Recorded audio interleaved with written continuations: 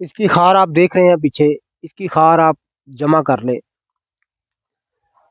जितनी भी आप जमा कर सकें जमा कर लें। एक कूजा गली में उनको रख दें, यानी कोरे कुजिया में रखकर नाजिग्राम 5 से उपलों की आंच देकर उसको जला डालें।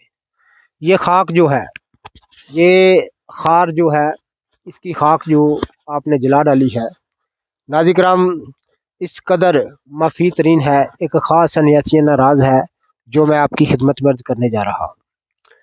इसकी खाक को एक माशा सुबह एक माशा शाम को ताज़े पानी के साथ इस्तेमाल करना। नाज़रीन इकराम, हर किस्म के जोड़ों के दर्द दूर हो जाते हैं, ख़ास तौर पर वजह मफासल, बड़े जोड़ों का दर्द, छोटे जोड़ों का दर्द ख़ास तौर पर दूर हो जाता है। ख़ास इस बूटी के तिलिस्म में आपकी